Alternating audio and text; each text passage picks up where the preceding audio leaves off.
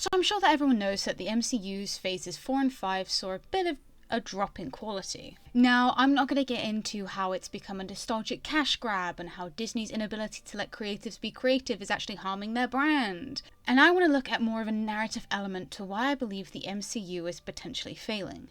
With the release of Avengers Doomsday coming out later this year, I sat down to consider who I really wanted in this movie. And I came up blank. The truth is, I don't really care for any of these characters other than Sam Wilson and Bucky Barnes, but they haven't been introduced in phases 4 and 5. The only character I would really say that I care about who was introduced in these phases was Yelena, which is so feminist of Marvel. The truth of the matter is, Avengers Doomsday is only going to be as good as the phase behind it. Now, there's roughly 24 projects they're going to have to try and fit in and around in Doomsday in order to make the massive list of characters they have feel real. The Avengers movies have always had a small amount of character development, but my problem is lying with how are you going to get 24 projects worth of characters interacting for the first time in what I'm assuming to be a 2.5-hour movie. By the way, out of those 24 projects, 18 of those were from Phase 4. Now, I can't criticize Avengers Doomsday before, 1, the movie actually comes out, and 2, addressing why it's Doomsday. The truth is, I would have less of a problem with phases 4 and 5 if they were able to keep the movie as Kang Dynasty. Obviously they can't because Jonathan Majors was convicted of assaulting his girlfriend, and I fully support Marvel's decision to terminate his role. But the MCU just kept chugging, and suddenly the very weak through line that they had crumbled. And that's where I'm getting at with this. With the amount of projects that the MCU has churned out since 2019, and the secrecy behind every project, it's not a surprise that it got messy. But in order to understand why phases 4 and 5 failed, I want to go back and analyse why phase 1 worked, which is something Marvel should have done post-Endgame. Specifically, I wanted to look at the through line that tied nearly 5 projects together, and how this lack of through line is to the MCU's detriment in later phases. From the outside, you can see there's a clear through line in most of the phases of the MCU. Phase 3's through line was ironically Iron Man, Phase 2 was more of a concept of the consequences of being heroes, and Phase 1 was S.H.I.E.L.D., specifically Phil Coulson and Nick Fury. A bit of disclaimer before continuing with this video, Phil Coulson is one of my favourite characters in the MCU. He's a close third behind Loki and Bob, which made Avengers Assemble truly traumatizing to watch as a child. Actually, fun fact, the Avengers was called Avengers Assemble in the UK and Ireland because the Avengers was already a TV show that was airing, so they changed the name to stop the confusion. A bit like a Zootropolis Zootopia thing. Anyway, here's why I'm qualified to make this video. I've been a fan of the MCU since its literal inception. My parents were big fans of the original X-Men trilogy, and since I was born in the same year as X2, I grew up with these movies as well. And then 2008 rolled around and Marvel released a new superhero movie and my parents were in. I remember my brother and I getting the newest DVDs for Christmas. But because of all of this, when I was planning out this video, I was really worried that I might just be blinded by nostalgia and that the Phase 1 movies weren't actually any good. But I can say with absolute confidence that all of the Phase 1 movies were 4 out of 5 stars. But I don't think you need to hear me justifying my opinions to dude bros, so let's actually dive into why the inclusion of S.H.I.E.L.D. in Phase 1 actually benefited the Avengers, and what the later phases should have learned. I'm sure anyone who was a fan of the superhero genre in 2008 remembers when Iron Man released. The true birth of the MCU, and the defining moment in pop culture history. Not to mention the career boosters this gave RDJ and Jon Favreau. But I'm not here to glaze Iron Man as much as I want to. Let's talk about Phil Coulson. Phil Coulson's part in this movie is small. So small, in fact, that I wouldn't even label him as a side character. Appearing exactly 43 minutes and 52 seconds into the movie, Coulson's first interaction and appearance is by talking to Pepper Potts. He introduces himself as an agent of the Strategic Homeland Intervention Enforcement and The Strategic Homeland Intervention Enforcement and Logistics Division, also known as S.H.I.E.L.D. And at this point as the audience, we have been conditioned into associating men in black suits with secret agents, so we know immediately this man is not an ordinary cop. The only real thing he does of note in this movie is be there for Pepper when she needs help. Pepper is an active participant in this movie, which I really enjoy. Like, the third act would never have happened if it weren't for her, so Coulson acting as a support for her to achieve her goal really works. We see a brief glimpse at how Coulson is decently high up in whatever chain S.H.I.E.L.D. has, and how him bringing extra guys seems normal for him to do. We also get to see a little bit of the tech that they use, which will ultimately become more advanced when we get to Thor. But I feel like it was his characterization that was the real hit. Now, I love Coulson anyway, but seeing the beginnings of his character made me realize why. It's the small things that Clark Gregg brought to Coulson which made him endearing to us as fans, such as how he was respectful and not pushy when it comes to Pepper, how he genuinely seemed nervous to talk to Tony Stark, and how when he saw Pepper looking distressed, he was up and immediately willing to help. Small things like this really built out Coulson's character without any dialogue, so it's no wonder why Coulson became a bit of a fan favourite. But I also couldn't talk about the inclusion of S.H.I.E.L.D. in Iron Man without talking about Nick Fury. In the post-credit scene, Nick Fury is the first real instance of secret agent bullshit. As Tony Stark described him once, he's the spy. But Nick Fury's inclusion was different to Coulson's. Coulson was a character to fill out the world, whereas Nick was a character to bring the wider universe to us. It felt like a promise to comic book fans, and a bit of a, we know you know, so if you keep showing up, we'll make the universe canon. S.H.I.E.L.D's involvement in Iron Man was short and sweet, but it really laid the perfect grounds for future movies, while giving them room to escalate the size of S.H.I.E.L.D. without backing themselves into a corner immediately. Speaking of escalating the size, Iron Man 2 is where we really start to see the scale and workings of S.H.I.E.L.D. as an organisation. It's clear in this movie they are international, well-trained, and highly dangerous, and no one fits that bill better than Natasha Romanoff. Natasha was our first look at the way that the MCU Phase 1 wanted to build out their hero roster, by bringing in characters that comic book fans would recognise and show them to a new audience under the safety net of an established character. When we first get introduced to her, we immediately know she's important based on the focus she gets. She gets more lines than Happy, and just as much focus on her as Pepper did in the first Iron Man movie. Which all builds up to the reveal that Natasha is, well, Natasha, and that she works for Fury. It's a small scene, but it's so important for the audience's understanding of just how subtle and quickly they move in the shadows. Tony would never have known if it hadn't been revealed to him. Her backstory was incredibly detailed, and we know this because it was shown to us earlier before. On top of this, it's shown repeatedly in this movie that Natasha is incredibly well trained. Obviously, with hindsight, we know this is because she's a Black Widow, but also the way that she fights and doesn't kill people feels very S.H.I.E.L.D. All of these subtle moments, which you miss if you don't pay attention to it, are all building up the way that S.H.I.E.L.D. operates and the morals that it has. I mean, we just have to see how quickly Fury shut down the Stark Manor and cut off his communication to the outside world to show how swift they are.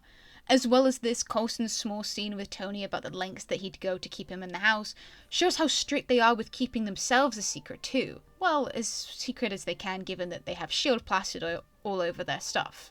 Another cool thing about this scene is that it starts the small world-building aspect. At this point, Kevin Feige most likely knew they were going to make a Captain America movie. I mean, his shield is right there. But the references to Howard Stark, actually seeing him and hearing him speak, and the reveal that Howard helped build S.H.I.E.L.D. is so important. All of these things coming together helps S.H.I.E.L.D. actually feel like a living, breathing entity, and helps for when they want to start expanding outside of Iron Man. Speaking of outside Iron Man, I have to say Coulson was so cool in his goodbye to Tony. What a badass. But the post-credit scene of him finding Thor's hammer is actually a perfect segue into Thor. Do you remember when post-credit scenes used to tease the next movie? Because I do. Thor is the first movie where we get to see a fully operational S.H.I.E.L.D. mission, especially the scale of it too. I mean, we get to see the tech, the manpower, even the way they build protective coverings around the hammer is incredible to witness, considering this is the first we've seen an active S.H.I.E.L.D. mission. First, we get to experience the swiftness of their shutdown procedure. They stole all of Jane's research and technology in what I assume to be maybe an hour or two. That's really impressive considering this was years of research. But it also gets to show us how effective and well organized they are. The next bit of real S.H.I.E.L.D. work we get to see is fighting. Thor infiltrates and then storms his way into the makeshift base and is literally going toe-to-toe with these guys. And he's taken out like big dudes. It gets to the point where Coulson even calls in Jeremy Renner, Clint Barton's Hawkeye, which would be our 4th Avenger to show up in 3 movies. 5th Avenger if you've watched Agents of S.H.I.E.L.D. But the scene in the base really shows how S.H.I.E.L.D. operates. They want to neutralize Thor, but upon him almost being victorious before picking up the hammer, they waited to see what would happen. They're curious. All of the monitoring we've been seeing them doing, all of the tracking of energy signatures just goes to show, oh my god, is that Jasper Sitwell? Actually, this is a great time to bring up my earlier point of Coulson becoming a fan favourite. In Thor, Sitwell's name is just Agent, right? I don't know whether they wanted to bring the actor back or someone liked Sitwell's character, but the fact we're seeing a character more than once in multiple movies about different heroes is actually incredible. It creates a world consistency that helps sell it to the audience. Anyway, back to my earlier point. All of the S.H.I.E.L.D. personnel are smart as fuck, right? This scientist is going on about electrical pulses and very scientific things, but all of the agents are understanding what they're saying. As well as this, the agents, especially Coulson, all seem extremely educated. In his interrogation with Thor, we clearly hear him referencing the Black Widow project and hinting that there may be others like it. In this context, they're not just trying to tie Phase 1 of the MCU together. S.H.I.E.L.D. is actively planting seeds of things to come. Again, they're promises to the comic book audience that things are coming, you just need to stick around. This one will be short, as S.H.I.E.L.D. only appears at the very end, but this is the first time we get to see another aspect of the organisation. We've seen the spying, we've seen the isolation and the response to other world entities, and now we're seeing the control aspect of S.H.I.E.L.D. When Steve wakes up in the hospital room, we're just as confused as he is. If you're super invested in the movie, you kind of forget we find him on ice in the future, so seeing this old-fashioned hospital room makes you feel hopeful. But it all comes crashing down when S.H.I.E.L.D. get it wrong. They're playing a radio station about an event that Steve would have been at, and rightfully, he freaks out. The scene of Steve running through the S.H.I.E.L.D. office building is a great way to execute how big S.H.I.E.L.D. is, as well as revealing to us that these guys are in fact kind of friendly people. But the realest moment that Steve feels when he's searching around New York for something familiar is actually Nick Fury.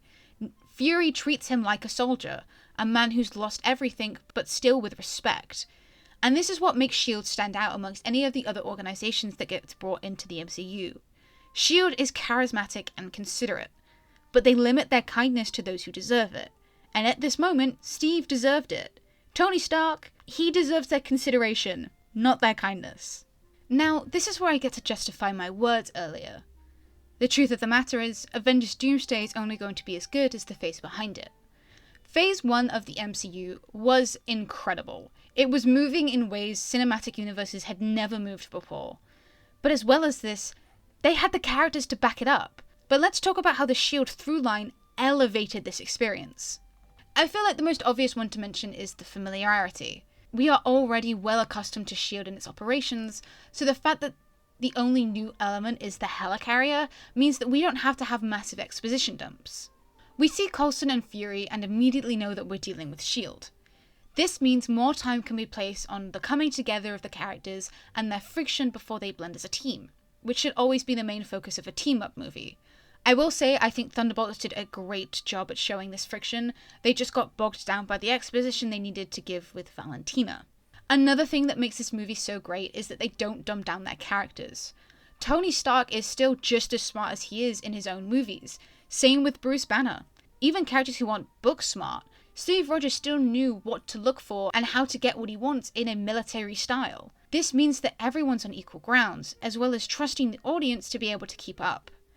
This has been lacking in a lot of movies at the moment, not even just Marvel ones. I mean, most people have heard the confirmation that Netflix gets their writers to dumb down their scripts for those who use their phones during movies. If you're on your phone during this movie, you will miss something, which I actually think works as a deterrent to not be using your phone. Like, they start talking about thermonuclear astrophysics. You gotta pay attention to that. It's so important to the main plot. The through line in this phase being as simple as a government organization really helped elevate the source material, as well as highlighting where Marvel wanted to take their cinematic universe. S.H.I.E.L.D. was used as a stepping stone to bring all of these wildly different movies together, especially considering the genre shifts between each of them. But on top of this, it's also tying them all together in one cohesive universe. I know I'm solely talking about Phase 1 at the moment, but S.H.I.E.L.D. continues well into Phase 2, even popping up again in Avengers Age of Ultron. I mean, considering all of this, it's no wonder they chose to kill off Coulson, since he was the guy that connected every single one of the Avengers together.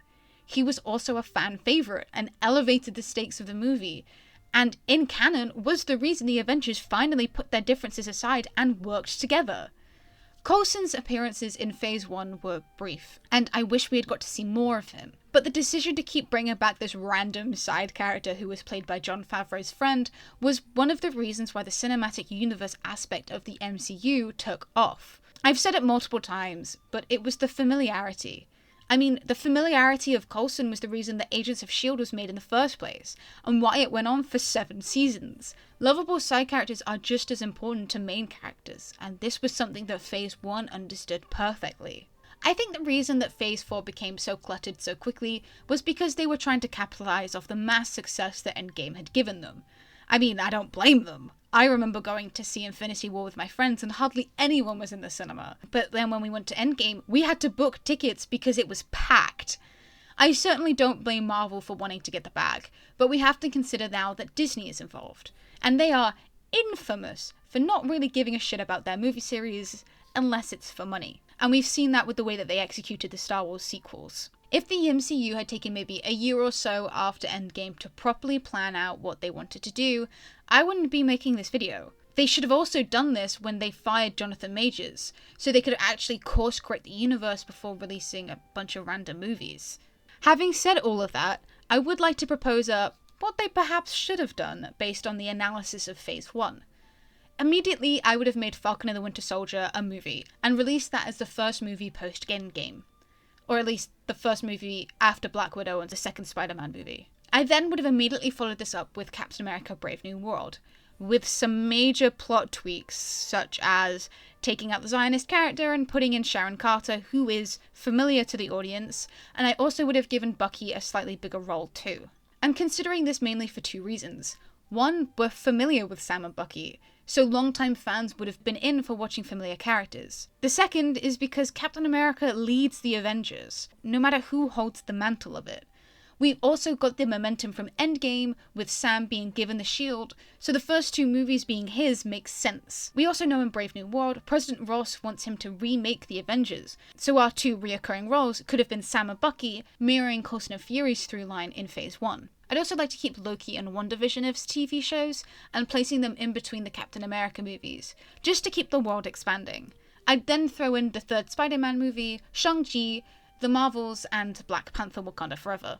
Doctor Strange would have a sequel movie, but I feel like it should have focused on the magic in his universe rather than the multiverse. We don't want to burn people out too quickly, and instead have it moving in the background, a bit like Thanos was in the first 3 phases. I then want an Avengers movie to wrap up Phase 4.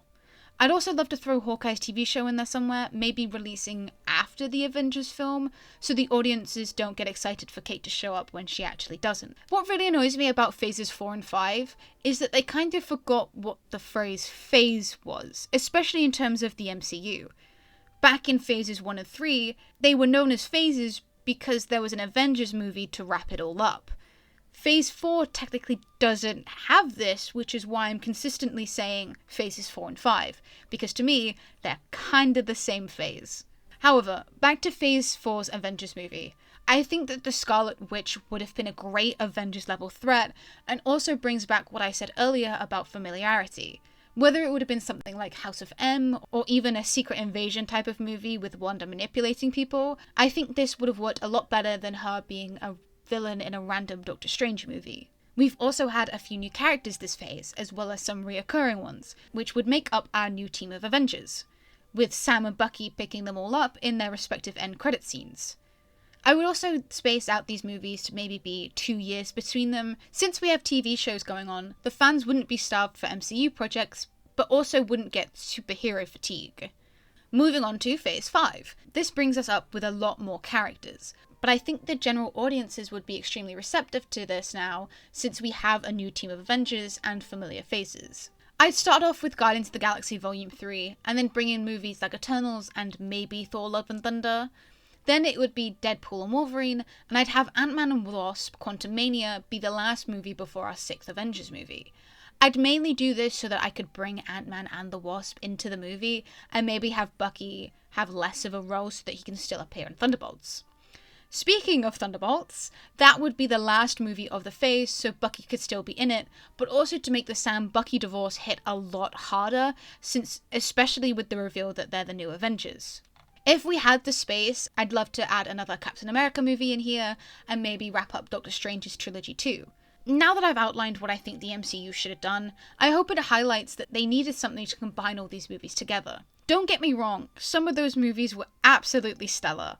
I really enjoyed Shang-Chi and obviously the Spider-Man movies, but as a cohesive, connective universe, they all feel completely separate. The only ones that felt remotely connected were Spider-Man No Way Home, WandaVision, Doctor Strange, and oddly Shang-Chi, since they all had familiar characters showing up in each project. Using Sam and Bucky as through lines not only connects phases 4 and 5 together, but also connects the Infinity Saga and the Multiverso Saga together, which keeps the universe rolling together. I mean, Sam could have been trying to find new Avengers, the same way he found Ant-Man, and Bucky could have been taking the government route by becoming a councilman and then eventually going after Valentina. And these ideas are just from me sitting down and thinking about it for maybe an hour. Imagine what the guys behind the MCU could have done with a whole year and an actual plan. And I'm not blaming them at all, by the way. I'm blaming Disney for pushing them to get as many movies out as possible. Hopefully this analysis and explanation at the end could highlight some of the faults behind the MCU's phases 4 and 5, especially considering the superhero fatigue we all got when it was actually just bad superhero movie fatigue. If you've enjoyed this video, be sure to give it a like and subscribe. Either or, I'm not fussy. And if you've enjoyed my opinions, be sure to check out some of my other ones. I have a lot. And maybe I'll see you in my next one.